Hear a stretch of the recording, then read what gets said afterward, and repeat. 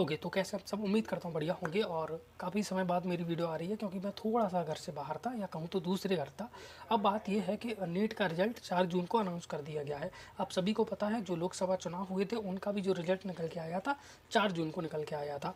अब ऐसा क्यों किया गया, मैं इसके पीछे कुछ कहूँगा तो नहीं, लेकिन एक सिंपल सा मोटिव दिखाई देता है। अगर मेरी बात सच निकली तो 4 जून को पॉलिटिकल जो चीज़ें हैं वो हुई हैं, जो लोकसभा चुनाव हैं उनका रिजल्ट निकल के आया है। तो जितने भी मीडिया चैनल हैं अब उन्हीं रिजल्ट को दिखाएंगे अपने चैनल पर, और इसके साथ साथ बताएंगे कि कोई सी भी पार्टी है वो किस तरीके से हारी, किस तरीके से जीती।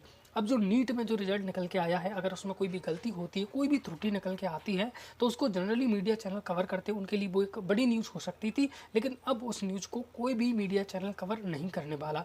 तो इससे अगर एनएमसी पर कोई भी सवाल उठते हैं, जो एनटीए संस्था है उस पर जो भी सवाल उठते हैं वो दूर हो जाएंगे, क्योंकि मीडिया जब सवाल नहीं उठाएगी तो जो एंटी है उस पर उतना ज़्यादा इफेक्ट नहीं पड़ेगा, उतना ज़्यादा दबाव नहीं पड़ेगा जितना पड़ सकता था। तो रिजल्ट के दिन, लोकसभा चुनाव के रिजल्ट के दिन नीट का रिजल्ट जारी करने का कोई भी तुक नहीं बनता। हो सकता है उससे 10 दिन पहले आप लॉन्च कर देते, या 10 दिन बाद आप लॉन्च कर देते, 15 दिन बाद लॉन्च कर देते, तो एक अच्छा खासा बुक हो जाता कि अगर उसमें कोई भी त्रुटि आती है तो मीडिया उस पर सवाल कर सकती थी। लेकिन आपने ऐसा नहीं किया, और जो गलती निकल के आई है अब वो सारे बच्चों को पता है, क्योंकि करीब 68 बच्चे 720 नंबर लेके आए हैं। आज तक के इतिहास में नीट में ऐसा नहीं हुआ। बहुत सारे बच्चे बोल रहे थे पेपर ईजी, भाई पेपर इतना भी ईजी नहीं था। एक तो पिछले साल के मुकाबले देखा जाए तो बायो इस बार काफ़ी ज़्यादा लेंथी आई थी पेपर में देखें तो। और फिर दूसरी बात ये कि हो सकता है पेपर इजी हो, लेकिन इतना भी इजी नहीं था कि 68 बच्चे 720 नंबर लेकर आ जाएं। ठीक है, इतना भी ज़्यादा इजी नहीं था पिछले साल के मुकाबले देखा जाए तो, कि 720 नंबर लाने बच्चों की संख्या 68 हो जाए। आज से पहले भी कई बार एग्जाम हुए हैं। किसी साल एक बच्चा 720 नंबर लेके आता था, उसकी ईयर बनाती थी। किसी साल 2 बच्चे ले आए तो एज के बिहार पर उन्हें ईयर 1 दे दी जाती थी। और ज़्यादा से ज़्यादा 3 बच्चे 720 नंबर लेकर आए हैं। इस बार ऐसा क्या हो गया कि 68 बच्चे 720 नंबर लेकर आ गए हैं। और यहाँ पर जो स्कैम हुआ है उसका सीधा सीधा पता यहाँ से चलता है कि हरियाणा में, उत्तर प्रदेश में और कई सारे सेंटर ऐसे हैं जहाँ एक ही सेंटर से 6-6 बच्चे 720 नंबर लेकर आ रहे हैं। कुछ सेंटर ऐसे हैं जहाँ से 2-2, 3-3 बच्चे 720 नंबर लेकर आ रहे हैं। अभी एक सेंटर की बात नहीं है, बहुत सारे सेंटर ऐसे हैं। कुछ सेंटर से 6-6 बच्चे 720 नंबर लेकर आए हैं, कुछ सेंटर से 2 बच्चे 720 नंबर लेकर आए हैं। ये कैसे संभव है कि एक ही सेंटर से 6-6 बच्चे, जब पूरे देश में से पिछले साल 6-6 बच्चे 720 नंबर लेकर नहीं आ पाए, इस बार एक ही सेंटर से 720 नंबर आ गए, वो भी 6-6 बच्चों के। How is that possible. फिर बात आगे बढ़ाएं तो कुछ बच्चों के 718, 719 नंबर लिख दिए। जब एनटीए ने इस पर रिप्लाई दिया तो उन्होंने कहा कि हमने कुछ बोनस मार्क्स ऐड किए हैं। अब आप किसी भी बच्चे को बोनस नंबर दे रहे हो तो वो किस आधार पर दे रहे हो, उसका कोई ना कोई आधार तो होगा जो अभी तक आपने क्लियर नहीं किया है कि किस आधार पर 718, 719 नंबर दिए हैं। और वो बोल रहे थे कि कुछ बच्चे केस कर रहे हैं, तो भाई 718, 719 नंबर वाले बच्चे क्यों केस करेंगे आपके ऊपर। किसी बच्चे के 200 नंबर आए हैं, वो 700 नंबर का करके आया था, वो आप पर केस करेगा, है ना। किसी बच्चे का 650 नंबर आया है, उसकी रैंक 30,000 में आई है, वो आप पर केस करेगा। किसी बच्चे के 718 नंबर आए हैं, उसे मेडिकल कॉलेज मिल सकता है, वो आप पर क्यों केस करेगा। जाहिर सी बात है, क्योंकि उसके तो अच्छे नंबर आ रहे हैं ना। तो बात यह है कि 718, 719 नंबर पॉसिबल कैसे हैं।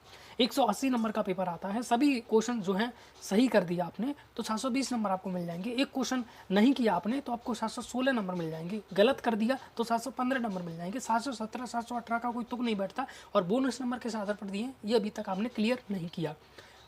मेरे पास कई सारी कॉल रिकॉर्डिंग अभी भी डली हुई हैं जो अलग अलग सोर्स से मैंने इकट्ठा की हैं।